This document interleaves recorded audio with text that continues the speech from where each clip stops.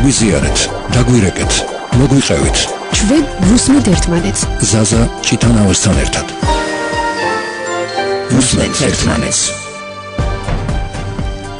გამარჯობა, ეთერშია გადაცემა ვუსმენთ ერთმანეთს, ჟურნალისტი ზაზა ჭიტანავა გახლავართ და დღეს ჩვენ ვუსმენთ ერთმანეთს. დღეს ჩვენი გადაცემის პირველი ნაწილის თავარი თემა იქნება შიშმომპირების საერთაშორისო დღესთან დაკავშირებით სწორედ ეს საკითხი და გვექნება თქვენთან შემდეგი საკითხის სახის კითხვა დაცულია თუ არა შიშმომპირების უფლებები ჩვენს ქვეყანაში. ძალიან საინტერესოა თქვენი მოსაზრებები, თქვენი პოზიციები ამ თემასთან დაკავშირებით. ველოდებით თქვენ ზარს გადაცემის პირველ ნაწილში დღის თემასთან დაკავშირებით, ხოლო მეორე ნაწილში უშუალოდ იმ სოციალური პრობლემების შესახებ გექნებათ საშუალება ისაუბროთ პირდაპირ ეთერში, რომლებიც თქვენ გაწუხებთ და რომელთა მოგვარებაშიც რადიო იმედი შეძლებს დახმარება გაგიწიოთ. ვუსმენთ ერთმანეთს. როგორც უკვე აგიხსენეთ და მოგახსენეთ, დღევანდელი გადაცემაც ტრადიციულად პირდაპირ ეთერში ორ ნაწილად დაიყოფა. პირველი ნაწილი შეეხება დღის თემას, ხოლო მეორე ნაწილი უშუალოდ იმ სოციალურ პრობლემებზე დიალოგს დაეთმობა, რომლებიც თქვენ გაწუხებთ. დღეს კი 3 დეკემბერია, შიშმომპირების საერთაშორისო დღეა, შეზღუდული შესაძლებლობის პირების თემაზე გვექნება დღეს საუბარი. ინტერაქტივის კითხვა კი ჟღერს ასე: დაცულია თუ არა შეზღუდული შესაძლებლობის პირების უფლებები ჩვენს ქვეყანაში? არის თუ არა თანაბარი შესაძლებლობები და რამდენად ვინტერესდებით ამ ადამიანის პრობლემებით? ეს შეკითხვები ძალიან საინტერესოა და ამ კითხვებზე პასუხები მნიშვნელოვანია მოვისმინოთ თქვენ გამსმენელებისგან. თუმცა გარდა ამისა, ჩვენ გთავაზობთ რამდენიმე სატელეფონო ჩართვას სპეციალისტებთან დიალოგს, რომლებიც ამ საქმეში არიან ჩართულნი. მე არ ვცნობ შეზღუდვებს, ვირჩევ თანაბარ შესაძლებლობებს. ამ სლოგანით დღეს 3 დეკემბერს, როგორც უკვე გითხარით, შეზღუდული შესაძლებლობის მქონე პირთა უფლებების საერთაშორისო დღე აღინიშნება. უკვე 10 წლეულებია ყოველ 3 დეკემბერს მსოფლიოს მასშტაბით მთელი მსოფლიოს ადამიანები შიშმომპირების უფლებების, თანასწორობის, ღირსების პატივისცემად ერთიანდებიან და ეს არის დღე, როცა აღინიშნება ერთობლივად ეს თარიღი. ამასთან დაკავშირებით სპორტის სამინისტრო ამ 3 დეკემბრის ამ საერთაშორისო დღესთან დაკავშირებით სპორტის სამინისტრო იმერეთსა და ქვემო ქართლში სხვა ღონისძიებებს გეგმავს. ღონისძიებების მიზანია წლის განმავლობაში განხორციელებული პროექტების შედეგების პრეზენტაცია, ჯანსაღი ცხოვრების წესისა და კულტურული შემოქმედებითი მიმართულების პოპულარიზაცია, სტიგმასთან ბრძოლა, ასევე რეგიონებში მცხოვრები შიშმომპირების გააქტიურება. მარნეული სპორტის სასახლეში კი შეჯიბრებები გაიმართა მკლავჭიდში, დარცში, ნარჩი, მაგიდის ჩოგბურთში, სირბილში, 30 მეტრზე და ჭადრაკში, ასევე რუსთავის თეატრში იმართება ხელნაკეთი ნივთების გამოფენა და ინკლუზიური გალა კონცერტი. როგორც დაკვირდით, სანამ თქვენ მსმენელებო დაგვირეკოთ პირდაპირ ეთერში, ჩვენ შემოგთავაზებთ რამდენიმე სატელეფონო ჩართვა სპეციალისტებთან. პირველი კი მათ შორის გიორგი ძნელაძეა, კოალიცია დამოუკიდებელი ცხოვრებისთვის ორგანიზაციის თავმჯდომარე. მოგესალმებით, ბატონო გიორგი. მოგესალმებით, გამარჯობა. მადლობა, რომ ახერხებთ პირდაპირ ეთერში ჩვენთან ჩართვას და თქვენ როგორ აღნიშნავთ და როგორ ხვდებით დღეს 3 დეკემბერს, როცა შეზღუდული შესაძლებლობის პირების საერთაშორისო დღე აღინიშნება? იცით რა, მე ხვდები მოლოდინით იმის განცდით, რომ საბოლოო როგორც ხელისუფლება, ასევე საზოგადოება გაიცნობიერებს იმას, რომ შეზღუდული შესაძლებლობის მქონე პირები არ არიან ქველმოქმედებისა და ზრუნვის სუბიექტები, არამედ მათ სჭირდება თავიანთი უფლებების რეალიზაცია. ეს არის ერთადერთი განცდა, რომელიც დღეს მომძღავებს და რომელიც ეს ყველა არსებულ ღონისძიებაზე გავაჟღერეთ, დაწყებული სახალხო დამცველის მონიტორინგიდან დამთავრებული დღეს ახლა შეზღუდული შესაძლებლობის მქონე პირთა მხატვართა გამოფენაზე. ბატონო გიორგი, რა პრობლემებია ყველაზე უფრო ისეთი წინა პლანზე წამოწეული, ვთქვათ, მნიშვნელოვანი ამ თემებზე მუშაობისას? კიდევ ერთხელ გავიმეორებ იმას, რომ ეს არის უფლებების რეალიზაცია, ეს არის უმთავრესი, რაც არის უფლება, ჩვენ გვაქვს უფლება განათლების, ჩვენ გვაქვს უფლება დასაქმების, ჩვენ გვაქვს უფლება ტრანსპორტით სარგებლობის, საზოგადოების ტრანსპორტზე მაქვს საუბარი, ჩვენ გვაქვს უფლება თავისუფლად გადავადგილდებოდეთ ტროტუარებზე, ჩვენ გვაქვს თავისუფლად უფლება იქორწინონ, ყავდეთ ბავშვები და თქვენ იცით, რომ ბევრს თქვენ თუ უნდა რომ აქ მივიჭებული შესაძლებლობის მქონე პირს და მათ უფლებაც კი არა აქვს, რომ თავის შვილებთან ერთად იყვნენ და არიან ინსტიტუციებში გამოკეტილი. თავად შეზღუდული შესაძლებლობის მქონე პირთა გააქტიურებისთვის რა კეთდება და რა უნდა გაკეთდეს, როგორ ფიქრობთ? ცით რა კეთდება, ერთი რამ არის სახელმწიფო სამოქმედო სტრატეგიული გეგმა შემუშავებული, რომელიც უნდა კეთდებოდეს და კეთდება ნაწილობრივად და არ იმოძრავებს ის მექანიზმი, რომელსაც არ აქვს მართვის სისტემა. მართვის სისტემა კი არის პრემიერ-მინისტრთან არსებული საკოორდინაციო საბჭო, რომელიც ისევე ჩვენი არასამთავრობო ორგანიზაციების ასე ვთქვათ არაკოორდინირებული ქმედებით და არაკოორდინირებული გადაწყვეტილებით, ასევე მთავრობის მოუწვევებით მეც არ გამოვყოფდი ერთს მეორესაგან არაეფექტურად მოქმედებს. არ არის შექმნილი იმპლემენტაციის ორგანო, რომელსაც კონვენცია გულისხმობს, რომელიც ეფექტურად განახორციელებდა აი ამ მექანიზმის მართვას და სამოქმედო სახელმწიფო გეგმის განხორციელებას. გასაგებია. უღრმეს მადლობას მოგახსენეთ ბატონო გიორგი. რომ მოახერხეთ პირდაპირ ეთერში. დიდი მადლობა რომ ჩავხდეთ და მე ყველა დღევანდელ დღეს მე მინდა შემახსენო შეზღუდული შესაძლებლობის მქონე პირებს, რომ თვითკმაყოფილება, ხელის ჩაქნევა ეს არის ის დასაწყისი იმ უბედურებისა, რაც თქვენ უკვე გაქვთ და რაც შეიძლება გქონდეთ. ამიტომ მოგიწოდეთ ბრძოლისკენ, გააქტიურებისკენ, გაბრაზებისკენ და თქვენი უფლებების დაცვისკენ. აქტიურობისკენ რა თქმა უნდა. დიდი მადლობა.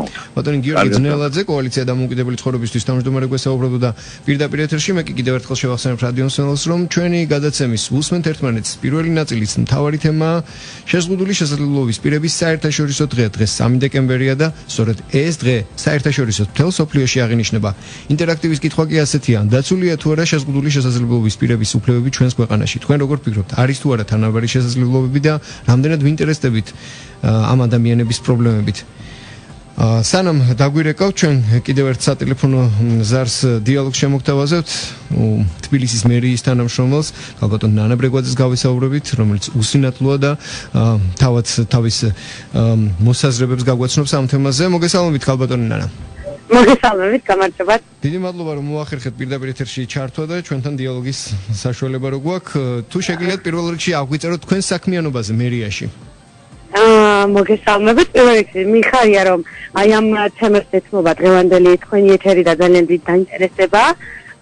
რაც შეეხება ჩემი საქმიანობა მერიაში, მე მუშაობ მოქალაქეთა მომსახურების ცენტრში და დღის განმავლობაში დაახლოებით 700-მდე მოქალაქეს უწევ ასე ვთქვათ კონსულტაციებს, სხვადასხვა დახმარებას მერიის მიმდინარე პროექტებისა და პროგრამების შესახებ და ამის სამართლების შესაბამის ორგანოებში თუ ასე შემდეგ. მოკლედ ძალიან ბედნიერი ვარ, რომ ისეთი სამსახური მაქვს ამ ეტაპზე, რომ მოქალაქეებს ვეხმარები. ქალბატონ ნანა, თქვენ როგორ აღმოჩნდით ამ პოზიციაზე სამსახურში? მე მანამდე მუშაობდი იანვრამდე საქართველოს უსინათლოთა კავშირში 3 წლის განმავლობაში. მას შემდეგ მივიღე კონკურსში მონაწილეობა ქალაქ თბილისის მუნიციპალიტეტის მერიის მიერ გამოცხადებულ კონკურსში და დღეს მე ვარ მერიის თანამშრომელი და ძალიან ბედნიერი ვარ ამით. იმიტომ რომ კიდევ ერთხელ გავუსვი მე ერთმა, არა მარტო ძალიან ბევრმა, მაგრამ მათ შორის მეც ხაზი იმას, რომ შეზღუდული შესაძლებლობა არ არსებობს და ანუ მინდა რომ ეს სტერეოტიპები წარსულს ჩაბარდეს. გასაგებია, აბსოლუტურად მართალი ბრძანდებით და რამდენად იყო თუ არა გაგირთულდა თუ საერთოდ არ ქონიათ ის პრობლემა, რასაც შეიძლება უწოდოთ გარემოში ადაპტაცია. თქვენთვის იყო ეს ასე ვთქვათ რაიმე სიძნელე ამ ხრივ? თუ არა? არა, მინდა ვთქვა რომ მე ზოგადად ანუ საერთოდ კომუნიკაბელური ადამიანი ვარ და ძალიან არ მიჭირს უცხო საზოგადოებას ან ურთიერთობა, იმიტომ რომ ჩემი პრობლემებმა დამანახა ის, რომ არასდროს არ უნდა იყოს ადამიანი დათრგუნული პირიქით. გამოდროებით უნდა ამტკიცო ის, რომ შეზღუდული შესაძლებლობა არ არსებობს, თუმცა ამისთვის ჩვენ საზოგადოებაში, რომელიც მე ვთვლი, რომ უფრო მეტად საჭიროა, ასე ვთქვათ, ინფორმირებული იყოს ამ ადამიანების შესახებ, უფრო მეტი პრობლემაა მე ასე ვთვლი და იმიტომ ხდება თვითონ შეზღუდული პირები უფრო აი ესე დათრგუნულები და მე პირიქით ანუ სირთულეებს ვძლევ და ვცდილობ რომ აქტიურად ვიყო ჩართული აი იმ საქმეებში და პირიქით ის კითხვები რაც ეჭვსადებს რომ აი თქვა ჩვენ თუ ხედავთ პრობლემა გამას როგორ აკეთებ პირიქით მაქსიმალურად ვცდილობ რომ აქტიური ვიყო და იმაზე მეტად გავაკეთო ის რაც შემიძლია რომ დავანახო ამ ადამიანებს რომ ეს არ არის რთული ჩვენთვის და ასე შემდეგ. თქვენ ალბათ გაქვთ კონტაქტები მხედველობა შეზღუდულ სხვა ადამიანებთან თქვენი წინა ორგანიზაციაში მუშაობიდან გამომდინარე თუნდაც და მას შემდეგ რაც თქვენ დასაქმდით არის თუ არა მათთვის ეს ერთგვარი სტიმული და მოუწედებთ თუ არა მათ მსგავსი ტიპის აქტივობებისკენ? რა თქმა უნდა ეს არის ძალიან დიდი სტიმული მე ასე ვთვლი იმიტომ რომ ყოველ თითოეულ ჩვენგან ჩვენი უსინათლოთა კავშირის წევრებს შეუძლიათ წვლილი შეიტანოს იმ საქმეში რასაც ადამიანისთვის სტიმულის მიცემა, იმიტომ რომ დღეს სტიმული არის პირველი ძალა, იმიტომ რომ თუ ადამიანს სტიმული არ გაქვს, ყოველთვის ფიქრობ, რომ აი ეს რომ გავაკეთო, ეს რომ ვისწავლო, მაინც რა აზრი აქვს, იმიტომ რომ მე მაინც არავინ დამას საქმეებს, თუმცა ეს ასე არ არის, მინდა ვთქვა, მაგრამ ისიც მინდა ვთქვა, რომ შესაძლებელია რომ დაიჩაგროს შესაძლებლობის მქონე პირი, იმის გამო რომ მას წმენა არ ქონდეს, თუმცა მე ასე ვთვლი, თუ ერთ კარს ჩაკეტავენ, მეორე უნდა გააღო. და ამით აქედან გამომდინარე მე ვთვლი, რომ სტიმული მივეცი ძალიან ბევრ ადამიანს და მიხარია. ძალიან კარგი. წარმატებებს გისურვებთ. დიდი მადლობა და მეც მინდა მოუწოდო ყველა შესაძლებლობის მქონე ადამიანს, რომ შესაძლებლობის შესაძლებლობა ნამდვილად თავარია სურვილი და მინდა ვთქვა, რომ დღეს ჩვენ ახლა ვართ დედოფლის წყაროში წასული მემარცხენეთა ალიანსის დაფინანსებით, ასე ვთქვათ, უსინათლოთა კავშირის ერთობლივი პროექტია და ასე ვთქვათ, დავლაშვეთ მთა, შემდეგ მოვინახულეთ და გარდაცვლილი გმირის 2008 წელს დაღუპული გმირის საფლავი, ანუ ჩვენს აქტიურ ცხოვრებაში ვერთობით ეს უსინათლოები არიან ჩართულები. და რა ვიცი ახლა ვართ მარანში, ვწურავთ ღვინოს, ავლებს ჩურჩხელებს და ანუ ჩვეულებრივად ვაკეთებთ ყველაფერს, რაც შეუძლია ჩვეულებრივ მხედველობის პრობლემის არ მქონე ადამიანს და მინდა ვთქვა, რომ არაფერია შეზღუდული. რა თქმა უნდა, დიდი მადლობა. თავარია მონდომება. მადლობთ უღრმესი მადლობა პირდაპირ ეთერში დიალოგისთვის. მე კი რადიო მსმენელს ვეთქვი, რომ გადაცემის პირველი ნაწილი დასასრულს მივახლოვდა, რამდენიმე სატელეფონო ზარია, მაგრამ მოუწოდეთ მოქალაქეებს ზიაქტიურონ გადაცემის მეორე ნაწილში, რამდენიმე წუთიანი სარეკლამო პაუზის შემდეგ ბრუნდებით ეთერში. გაგვიზიარეთ, დაგვირეკეთ, მოგვიყევით 292 11 88 292 11 99 უსმენთ ერთმანეთს. კიდევ ერთხელ მოგესალმებით, ჩვენ ისევ პირდაპირ ეთერში ვართ, შეგახსენებთ თქვენ უსმენთ გადაცემას უსმენთ ერთმანეთს, ჟურნალისტი ზაზა ჭიტანავა გახლავართ და ველოდებით თქვენ ზარებს ნომრებზე 292 11 88 292 11 99 გადაცემის ამ ნაწილში თქვენ შეგიძლიათ გარეკოთ და პირდაპირ ეთერში იმ სოციალური პრობლემების შესახებ ისაუბროთ, რომელიც გაწუხებთ. ჩვენ კი ვეცდებით მათ მოგვარებაში დაგეხმაროთ. ეს რაც შეეხება გადაცემის ამ ნაწილს, თუმცა გაქვთ ასევე საშუალება ისაუბროთ ჩვენი გადაცემის პირველი ნაწილის მთავარ თემაზე. დღეს 3 დეკემბერია და შესაძლებლობის მქონე პირების საერთაშორისო დღე აღინიშნება. ამ თემაზე სანამ მსმენელები დაგვირეკავენ, კიდევ ერთ სატელეფონო ჩართვას შემოგთავაზებთ სახალხო დამცველის შრომულ პირთა დაცვის დეპარტამენტის უფროსი ახალზე, ქალბატონი ირინა ობოლაძე. მოგესალმებით ქალბატონი ირინა. მოგესალმებით, მიგესალმებით რადიო მსმენელს. მადლობა რომ მოახერხეთ ჩართვა პირდაპირ ეთერში. შესაძლებლობის მქონე პირები და სახელმწიფო რა მდგომარეობა გვაქვს ამ მხრივ? კიდევ ერთხელ მეც აღნიშნა, რომ დღეს შესაძლებლობის მქონე პირთა საერთაშორისო დღე აღინიშნებოდა, ბუნებრივია საქართველოშიც აღინიშნება ეს დღე. ჩვენც გქონდა გარკვეული ღონისძიება, სხვადასხვა ღონისძიებები დაგეგმილი იყო და სავარაუდოდ გაგრძელდება ამ დღეებში. რაც შეეხება სახელმწიფოში, ჩვენს ქვეყანაში კონკრეტულად შეზღუდული შესაძლებლობის მქონე პირთა უფლებებს, სამწუხაროდ ძალიან ბევრი კარგის თქმა მათი უფლებების დაცვის კუთხით ალბათ გაგვიჭირდება, იმიტომ რომ ჯერ კიდევ შორსავართ იმ სტანდარტებისგან და იმ მოთხოვნებისგან, რასაც გაეროს კონვენცია აწესებს ამ პირებისთვის და ვისი ვალდებულებაც ჩვენ როგორც ამ კონვენციის მონაწილე სახელმწიფოს გაგვაჩნია. ჯერჯერობით ძალიან ბევრი პრობლემაა, ჩვენ ამ პრობლემებზე დღეს ვისაუბრეთ ჩვენ შეხვედრაზე. ჩვენთან ერთად იმყოფებოდნენ სხვადასხვა უწყების წარმომადგენლები, არასამთავრობო ორგანიზაციები და რაც ყველაზე მნიშვნელოვანია თვითონ შეზღუდული შესაძლებლობის მქონე პირები, რომლებიც სხვადასხვა პრობლემის გამო აღმოჩნდნენ ისეთ სიტუაციაში, რომ მათ მოუწიათ სახალხო დამცველის აპარატისთვის მიმართვა თავიანთი უფლებების დაცვის მიზნით. ეს არის ადეკვატური საცხოვრებელი, განათლება, დასაქმება, პროფესიული გადამზადება და ასე შემდეგ. თითქმის ყველა ის უფლება, რომელიც რა თქმა უნდა ყველა ადამიანისთვის არის, მაგრამ შეზღუდული შესაძლებლობის მქონე პირებისთვის არის ნაკლებად ხელმისაწვდომი და ნაკლებად არის რეალიზებული მათი სხვადასხვა უფლება. ყველაზე დიდი აქილევსის ქუსლი ამ მხრივ არის რატიფიცირება, რომელიც ხელმოწერილი და საქართველოს ბევრი საკითხის მოგვარებას ავალდებულებს. რა მდგომარეობაა დღეისთვის ამ მიმართულებით? კონვენცია უკვე რატიფიცირებულია, ძალაში შესულია 2016 წელს უკვე სახელმწიფოს პირველი ანგარიში აქვს წარსადგენი, როგორც მოგეხსენებათ, სახალხო დამცველი დასახელებულია კონვენციის მონიტორინგის ეროვნულ მექანიზმად და ჩვენ როგორც კონვენციის იმპლემენტაციის მონიტორინგის ორგანო უკვე ჩამოყალიბდა დეპარტამენტთან ერთად ამ მექანიზმს შეადგენს სახალხო დამცველთან არსებული საკონსულტაციო საბჭო, ასევე კონვენციის იმპლემენტაციის მონიტორინგის ჯგუფი, რომელიც ასევე შეიცა სახალხო დამცველის მიერ უკვე და ჩვენ რა თქმა უნდა დაწყებული გვაქვს ამ მიმართულებით საქმიანობა, ანუ კონვენციის იმპლემენტაციის მონიტორინგის მიმართულებით. თუმცა მომავალი გვიჩვენებს რა თქმა უნდა როგორ გავარცით თავი იმ ვალდებულებებს, რა გამოწვევებით წინაშე ვართ და ბუნებრივია ეს სახელმწიფოს ანგარიშის შემდეგ აისახება ჩვენს ანგარიშის სახალხო დამცველის აპარატისა და ასევე არის სამთავრობო ორგანიზაციებიც წარადგენენ თავიანთ ეგრეთ წოდებულ ჭდილოვან ანგარიშს. ანუ ამ მიმართულებით გარკვეული ძვრები დაწყებულია, გადადგმულია, თუმცა აქვე აუცილებლად უნდა გავუსვათ ხაზი იმ ფაქტს, რომ სამწუხაროდ კონვენციის იმპლემენტაციის პროცესი არის შენელებული და ეს არ არის ეს თქვათ კარგი ფაქტი ბუნებრივია, როცა უკვე მალე 2 წელი გახდება და რატიფიცირებული კონვენციის ეს თქვათ იმპლემენტაციის მისი განხორციელების პროცედურა არ არის სათანადოდ დაწყებული, ეს ბუნებრივია ბევრ შემდგომ პროცესებს აფერხებს და ამასთან დაკავშირებით სახალხო დამცველს არაერთხელ აქვს განცხადება ამასთან დაკავშირებით და საუბრობთ ჩვენ ამას ჩვენს თქვათ ანგარიშებში როგორც სპეციალურში, ასევე საპარლამენტოში. გასაგებია.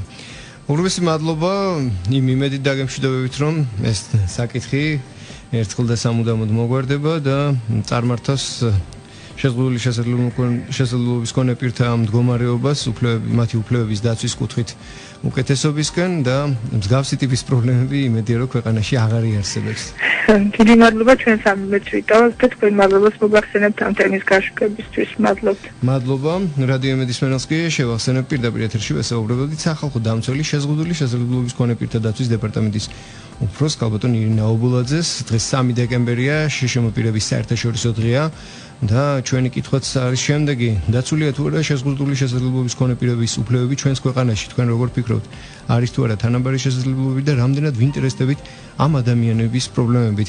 2921188 2921189 ამ ნომრებზე ველოდებით თქვენ ზარებს. გარდა ამისა შეგიძლიათ გამოგზავნოთ მოკლე ტექსტური შეტყობინება ნომერზე 917778 გზავნის ღირებულება თქვენი მობილური ოპერატორის სტანდარტულ ფასში ადგენს. და სანამ რადიო იმედის პირდაპირ ეთერში მორიგი მსმენელი დაგვირეკავს, მე კიდევ ერთხელ შეგახსენებთ, რომ რადიო იმედი და სოციალური ვებ პლატფორმა WeHelp.g ახორციელებენ ერთობლის საქველმოქმედო კამპანიას და ამგვარად ვცდილობ დავეხმაროთ მათ, ვისაც ეს ყველაზე მეტად სჭირდება. ამ კვირაში ჩვენ 45 წლის ირმა იობაძეს ვეხმარებით, მას პირველი ხარისხის მეტასტაზური სარკომა აქვს და საზღვარგარეთ ოპერაციისთვის საჭიროა 87,000 ლარი, საიდანაც უკვე შეგროვებულია 60,000 ლარი. დამატებითი ინფორმაციისთვის გთხოვთ ეწვიოთ ვებგვერდს WeHelp.g მოძებნოთ ირმა იობაძის სამედიცინო ისტორია და ონლაინ რეჟიმში გაქვთ საშუალება გავუწიოთ შესაძლებლობის ფარგლებში მას დახმარება. ჩვენ თქვენი იმედი გვაქვს და თქვენი თანადგომის აგვეიმედება. ჩვენთვის მნიშვნელოვანია თითოეული თქვენგანი და მზად ვართ ერთად დაგეხმაროთ. როგორც მატყობინებენ ამასობაში ზარია ეთერში, მსმენელი გვირეკავს, მოგესალმებით, საღამოშვიდობისა. გამარჯობათ. გამარჯობა. გიორგი ვქია. ვარ შეზღუდული შესაძლებლობის მქონე პირი. სალამი გიორგი, დიახ. სინათლე და დაცული არ არის საქართველოს ჩვენი უფლებები, იმიტომ რომ თბილისელებს 900 ლარი გვაქვს. კონკრეტულად მე არ მომცეს ეს 900 ლარი, იმის გამო რომ ის 900 ლარი გიორგი. მერის პროგრამა არის. წელიწადში ყველა შეზღუდული შესაძლებლობის მქონე უსინათლოს აძლევენ 900 ლარს სამჯერადად წელიწადში და მე იმის გამო არ მომცეს რომ შენ მაღალი ქულები გაქვს, ავტომობილი გყავსო გაფორმებულიო და 231,000 ქულა მომანიჭეს და 150,000 ქულამდე უნდა ქონდეს თურმე უსინათლოს, რომ ეს 900 ლარი დამატებით პენსიას 160 ლარს ვიღებ რა. დიახ. ხოდა პრობლემის წინაშე ვარ. მანქანა გადააფორმეო ისაო, მოკლედ ძალიან ისეთი რაღაცა და საერთოდაც უსინათლოებს უნდა ყველას აბსოლუტურად მისცენ ეს 900 ლარი. მთელი საქართველოს მასშტაბით. ანუ ფიქრობთ რომ მსგავსი შეფასება ქულებისა და მიდგომა არ არის სამართლიანი თქვენი შეფასება? არ არის, რა თქმა უნდა. იმიტომ რომ უსინათლო მე ხა ყველაფერს აკეთებს, კი სახლში მივდივართ, მოდივართ რაღაცებს. ეს ავტომობილი ჩემი ხელით ავაწყე სხვათა შორის. მართლა? კი. ეს საინტერესო თემაა. და ახლა ვსწავლობ ძრავის შემკეთებელს იმაზე. ფაკულტეტზე რა, პროფესიულ კოლეჯში, სპექტრში. მხედველობა შეზღუდული ბრძანდებით? დიახ, ტოტალური. და ახერხებთ ამ ყველაფერს? კი, რა თქმა უნდა. ოჩახ თქვენ. აი კიდევ ერთი დასტური რომ შეზღუდული შესაძლებლობები არ არსებობს. რა თქმა უნდა არ არსებობს, როცა ადამიანი ცოტა ისა აქვს რა მონდომება. რაღაც სტიმული აქვს და რაღაც აი უსინათლო დასაქმებულია საერთოდ აი მის ცხოვრება ძალიან ხალისიანი და ძალიან საინტერესო და ეს ადაპტირებული გარემოც არ არსებობს ფიზიკურად თბილისში. ხელჯოხით დავდივარ სოფელში მაგალითად, მაგრამ თბილისში ფიზიკურად ვერ დავდივარ, გზაზე ვერ გადახვალ. და ავტომობილი ვერ გადადიან. ავტომობილი რომ ტროტუარებში გეთახმებით. მაგაში გეთახმებით ეს აბსოლუტურად რთული პრობლემაა და ავტომობილი ახსენეთ და ავტომობილის მართვის მხრივ როგორ ხართ, როგორ აგვარებთ ამ? არა, მე არ ვმართავ ავტომობილს ახლა. ვინ გეხარ? ალბათ ოჯახის წევრი? მეგობერს, მეზობერს. ხო, ამას გულისხმობ. გასაგებია.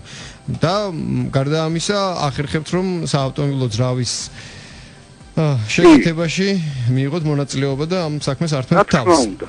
გასაგებია. ისეთი დეტალებია რომ ხელით რო კიდევ ხედავ რა დეტალს.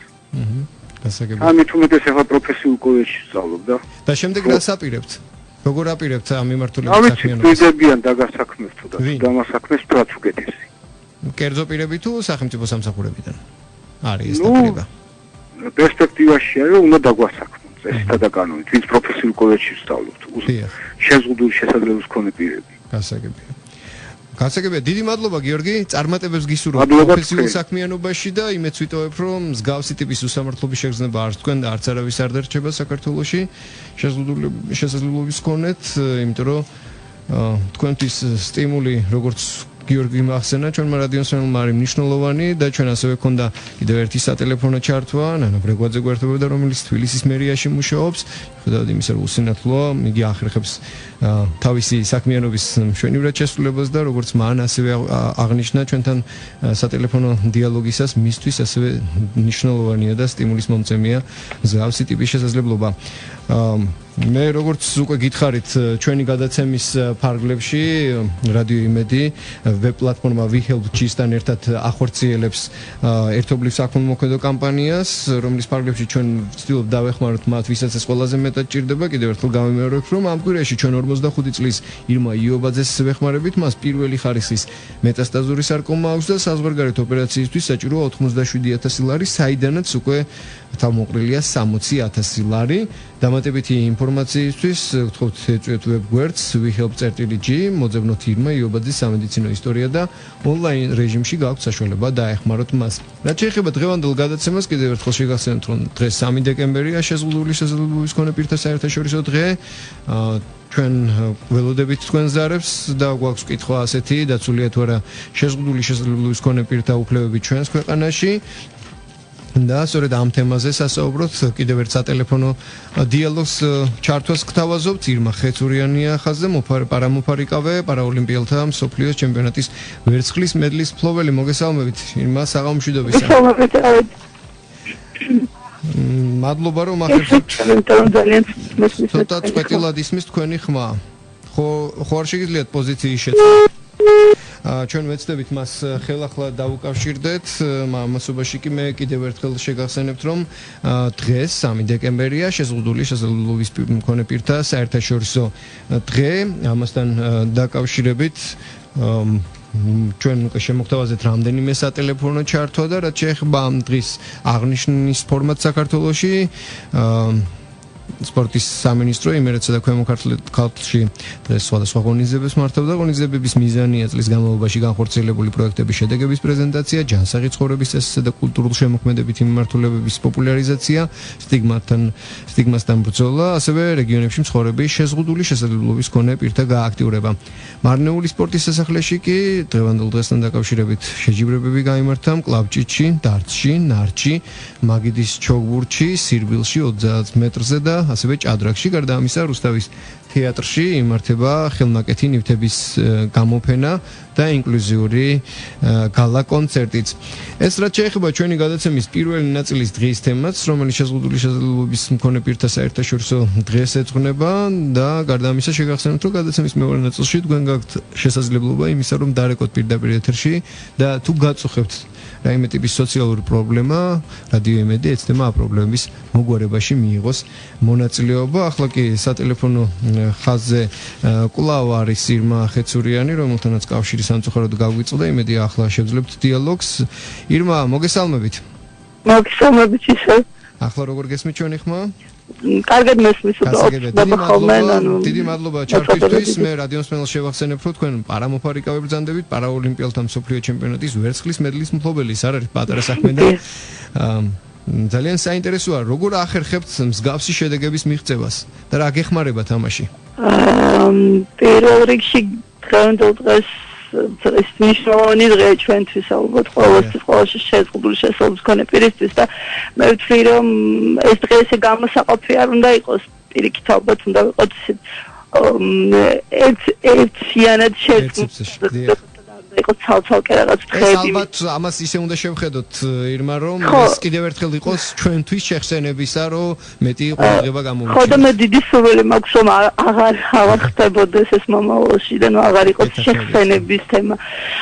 როგორ ვახერხებთ, თავიდან ძალიან რთული იყო და მიჭირდა, მაგრამ ეხლა გვაქვს ის პირობები ამ პარასპორტის განვითარების ცენტრით. არის ადაპტირებული სტრუქტურა, ერთადერთი სრულად ადაპტირებული შემიძლია თქვა, სადაც გრძნობ თავს სრულფასოვნად და ნორმალურად, მაგრამ აი გარეთ გასვლის შემდეგ უკვე რა პრობლემები მაწყდება, ვაწყდები სხვა თემა.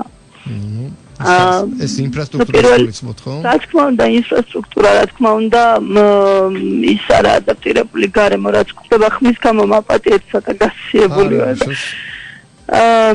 პლუს ამას, ჩვენთვის ფუფუნებაში არ ვცხოვრობთ არავინ, ხო და ტრანსპორტის ზედმეტად დიდი პრობლემაა, იმიტომ რომ ტაქსით გვიწევს ხოლმე გადაადგილება თუ კი ვთქვათ სხვა რაღაც საქმეზე მივდივარ და სპორტული ცენტრი არ უზრუნველყოფს შენს გადაადგილებას, ვთქვათ მძღოლით და მანქანით. ადაპტირებული მანქანით, ამიტომ გვიწევს ტაქსით მგზავრობა.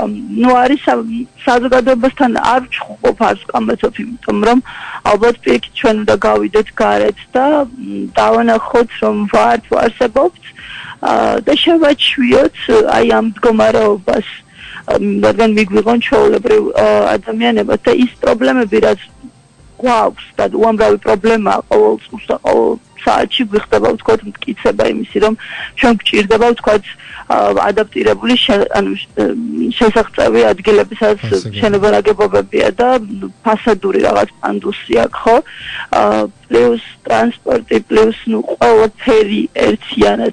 დამოკიდებულებას არ ვეხები საზოგადოების, იმიტომ რომ ჩვენს ბევრი გვაქვს ამაზე სამუშაო და ჩვენ თვითონ უნდა მივიყვანოთ საზოგადოება, ჩვენ ვართ საზოგადოება და მივახვედროთ, რომ გვჭირდება მათი გვერდით დგომა, მათი დახმარებით აუცილებლად მივახცევთ თუნდაც იმ უფლებების ყოველდღიურ დისკრიმინაციას, რასაც ეწევიან, ხო?